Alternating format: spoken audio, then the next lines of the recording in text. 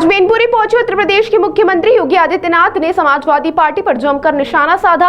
उन्होंने कहा कि प्रदेश की जनता ने समाजवादी पार्टी की लूट का मॉडल देखा है। उन्होंने कन्नौज की घटना का हवाला देते हुए कहा कि नवाब ब्रांड समाजवादी पार्टी का असली चेहरा अब सबके सामने आ गया है। योगी आदित्यनाथ ने कहा कि समाजवादी पार्टी की सरकार के दौरान नौकरियों में वसूली होती थी। उन्होंने कहा चाचा और भतीजा लूट में समान रूप से भागीदार थे। जब वसूली ज्यादा हो जाती थी तो चाचा को धक्का देकर भतीजा बैग लेकर भाग जाता था। मुख्यमंत्री ने समाजवादी पार्टी के परिवार पर हमला करते हुए कहा उन्होंने दुनिया के अलग अलग द्वीपों में संपत्ति खरीदी होगी, लेकिन हम लोगों को इसी देश में रहना है। मैं पूछना चाहता हूं बहनों और भाइयों, मैनपुरी जो कभी वीवीआईपी जनपद माना जाता था, लेकिन विकास के कार्य में क्यों पिछड़ गया? मैनपुरी तो हमारे ऋषियों की धरती रही है, मयन ऋषि से जुड़ी हुई धरती रही है, मार्कंडेय ऋषि से जुड़ी हुई धरती रही है। ये धरती चवन ऋषि के साथ जुड़ी रही है, इसका संबंध रहा है। और इस धरती का संबंध देश के स्वाधीनता आंदोलन से जुड़े हुए स्वाधीनता संग्राम सेनानियों से इसका संबंध रहा है। फिर पहचान का मोहताज करने वाले कौन लोग हैं आपके सामने? ये वही लोग हैं जिन लोगों ने आपके सामने जो पहचान का संकट खड़ा किया, आपके सामने पहचान का संकट खड़ा किया, प्रदेश के सामने उनके सामने अपने अस्तित्व का संकट खड़ा किया इन लोगों ने। सामाजिक ताने बाने को छिन्न नहीं किया। अराजकता और गुंडागर्दी इनके डीएनए का हिस्सा है और प्रदेश में इनका मॉडल देखना है तो मॉडल इनका विकास का नहीं है। ये लोग विकास का नहीं, विकास के कार्यों में लूट मचाने वाले लोग हैं। आपने इनके कारनामों को देखा होगा। इनका कारनामा वही है जो अयोध्या में एक निषाद बेटी के साथ समाजवादी पार्टी के नेता के द्वारा किया गया था। इनके घिनौने कृत्य वही है जो लखनऊ में एक बेटी को कैसे इन लोगों के द्वारा गिराया जाता है, ये इनका चेहरा है। और इनके वास्तविक कारनामे देखने हो तो कन्नौज में घटित घटना और नवाब ब्रांड ये समाजवादी पार्टी का वास्तविक चेहरा है।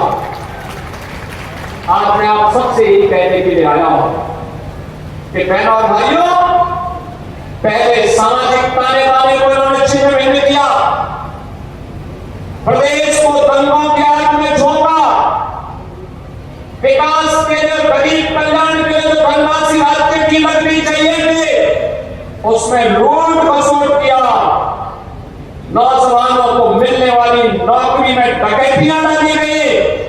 आज आप देख रहे होंगे कल हम लोग 1000 नौजवानों को सरकारी नियुक्ति पत्र देने जा रहे हैं। अभी हाल ही में आपने देखा होगा 60,200 से अधिक नौजवानों को उत्तर प्रदेश पुलिस बल में नियुक्ति के लिए हम लोगों ने परीक्षा सफलतापूर्वक संपन्न की। मैं कहता हूं ये देश ही नहीं, दुनिया की किसी भी सिविल पुलिस की सबसे बड़ी भर्ती की सबसे बड़ी भर्ती, और कहीं कोई शिकायत नहीं, कोई भेदभाव नहीं, कोई भ्रष्टाचार नहीं। क्या यही काम 2017 के पहले भी होता था क्या?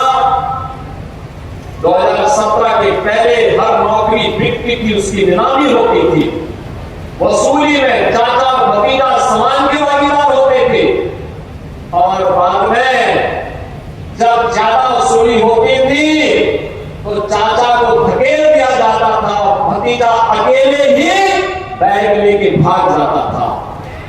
यही दृश्य पूरे प्रदेश का हुआ करता था।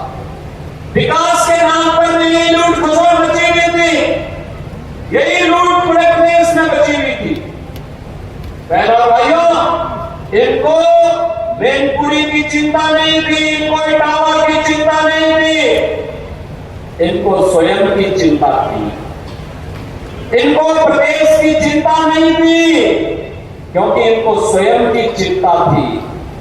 और इसीलिए जब उनको लगा कि उत्तर प्रदेश सुरक्षित नहीं रहा, इन लोगों ने वो अपने लिए दुनिया के अलग अलग देशों में द्वीप खरीद लिए होंगे, लेकिन बहनों और भाइयों, हमें और आपको तो इसी प्रदेश में रहना है, हमें और आपको इसी प्रदेश में रहना है।